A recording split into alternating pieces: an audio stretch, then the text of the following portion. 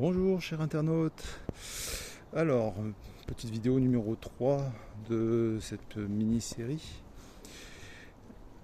On a vu que l'or faisait un 4,58% par an sur 56 ans, et que tout ce qui est en dessous, qui est en plus pour des valeurs, j'irais risquées, vous faites voler tout simplement.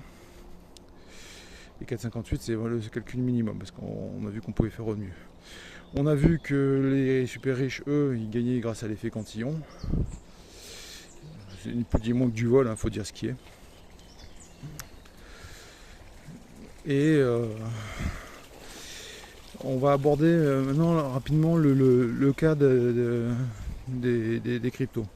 Parce que 99% des cryptos sont non privacy, donc ce sont des scams, c'est tout simplement, il faut dire ce qui est. Et ils ont même été lancés clairement dans le but d'affaiblir l'or et l'argent. Alors quand on fait l'analyse sur du long terme, on se rend compte qu'ils ont perdu ce combat. Combat qu'ils ont commencé donc avec la première cotation de BTC en 2011 et qu'ils l'ont perdu en 2024-2025. Le curseur n'est pas forcément évident, j'irai à positionner, mais c'est à peu près ça. Ça fait à peu près un peu plus d'un an que l'or et l'argent ont gagné. Et la défaite définitive des cryptos, y compris de BTC, aura lieu en 2030. C'est inscrit dans les charts, c'est les tendances à long terme, bon, c'est impossible à rater. Ceci dit, dans mes notes sur YouTube, je publie un certain nombre j'en ai quelques-uns qui sont publiés. Celui-là, je suis pas sûr que je l'ai mis en ligne, mais par contre, j'ai parlé des cycles de 40 ans. Et il faut savoir que on vient de commencer depuis peu à entrer dans un cycle de démonétisation de la dette. Après 40 ans de suppression de l'inflation, et en fait, ça partait tout dans la dette, dans l'ardoise. Et l'ardoise, à la fin, quand on sort du magasin, il faut la payer. Et c'est ni plus ni moins ce qui se passe. Donc on est parti pour plusieurs décennies, enfin quelques décennies, avec de l'inflation à 2 chiffres, peut-être plus, on va voir. Parce qu'en fait, les républiques viennent à leur terme aussi.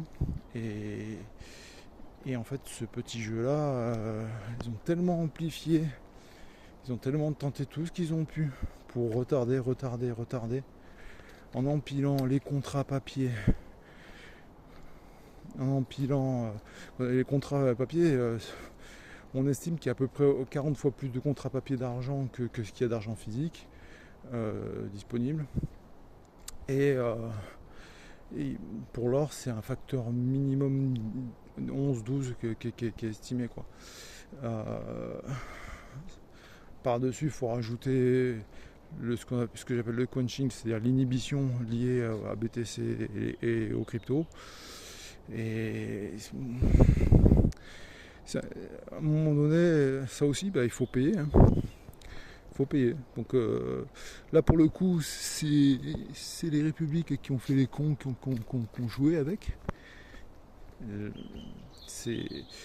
retour à la réalité va se faire. Et ça va être forcément une accélération plus que conséquente. Comme lors du précédent cycle. Le précédent cycle de démonétisation de la dette, c'était effacer les ardoises des 2 guerres mondiales. Qui étaient déjà pas dégueu, faut dire ce qui est. Mais ils avaient déjà tellement confisqué qu'ils avaient récupéré, on va dire, un petit pactole pour amortir le truc. Donc ça avait déjà été sympa à vivre à l'époque apparemment. Mais plus ça va et plus les phénomènes sont amplifiés. Et cette fois-ci, ça sera encore plus violent, quoi. Donc ça, c'était le point sur les cryptos non privacy. Je vous laisse dans l'épisode prochain pour quand je vais parler des cryptos privacy.